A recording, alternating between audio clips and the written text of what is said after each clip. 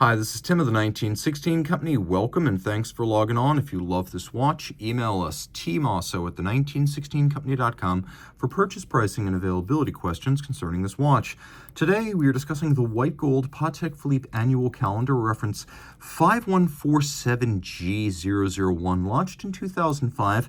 It is a fascinating lacquer dial white gold annual calendar power reserve Moonphase with gem setting in a 39mm case, 11.4 millimeters thick from lug tip to lug tip, 47 millimeters with the 20 millimeter spacing between the lugs. We'll throw it on my wrist, which is 16 centimeters in circumference, and it's easy to wear. Not too broad across the wrist. I'd recommend it, especially as the strap breaks in and becomes softer. It would be perfect for a wrist of 14 centimeters circumference and up. Mine is 16. You can see I got plenty of clearance on either side. Here's the over the top, which tends to exaggerate the width of the watch across the wrist. And then here's your cuff shot. And you see as a dress watch will easily slide under a dress cuff. It's got a lovely medium to small rectangular scale alligator leather strap, something we don't often see, so it gives it a unique aesthetic. Gloss finish, dark blue. We have a folded edge with a monotone stitch, calfskin on the bottom, no crimping, no gouging, a brand new Patek Philippe factory strap with pull tab spring bars so you can pop the strap off the case easily. Now this is one of the earliest examples, so I think this may have been one of the watches made in 2005 or very early 2006 due to the presence of an older style of Patek Philippe folding clasp. It's just a little bit different from the later ones, and you can really see that. It works functionally the same right up until the use of the radial spring to keep it shut, but particularly the buckle itself. You can see it's a spade style rather than the later Calatrava cross. And then we've got a caliber 315 movement in here rather than the later 324 that started to come in and online around 2006. So a couple little marks that distinguish this as an older example of the reference. Taking a quick look at the case, you can see that it is relatively simple in design, fluid, shapely, with compound curves. Calatrava cross, the symbol of the brand. It's on the crown. Pusher correctors used to correct the calendar. A set bezel. So this is interesting because there are gem set watches that are overtly feminine, and this is not that type.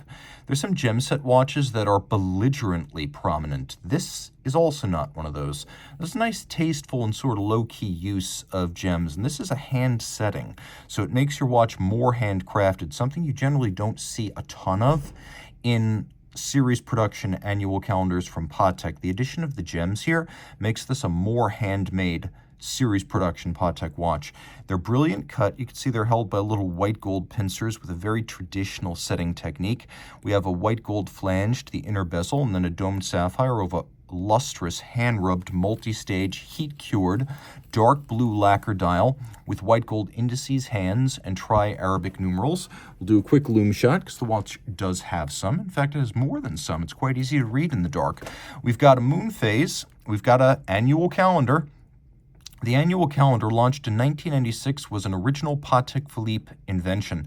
More sophisticated than a simple calendar, but not quite as expensive, complex, or delicate as a perpetual. It's a fun way to get into the world of complicated calendars.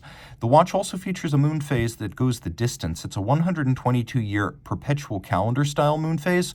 There is no such thing as an annual calendar Moonphase. Generally, moons have to be set either once every 2.7 years or so, or every 122 years. This uses the latter. We have a little bit of a subtle concentric pattern in the sub-registers, which are a matte finish. Then we have a power reserve indicator up at the top for the 45-hour automatic winding power reserve, though you can feel free to wind it yourself if you wish. We have a little chemin de fer, or a railroad track outboard for reading the minutes and seconds, leaf-style hands for hours, minutes on the sub-registers with a counterweighted lancet-style seconds hand. We have Patek Philippe center rotor, automatic winding, 45-hour power reserve, manufacturer caliber 315.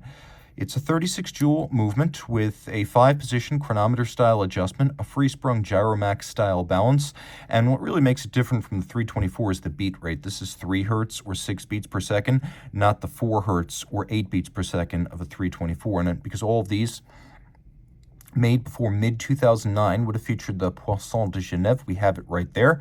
We have a admirable mix of hand and mechanical finishing, typically what you'd see on these watches.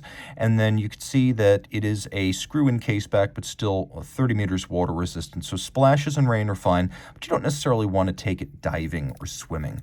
A really cool way to get into complicated Patek Philippe watchmaking with a little bit more hand craftsmanship than you typically get in that type of watch. Reach out to Team Mosso at the 1916company.com for purchase and pricing details.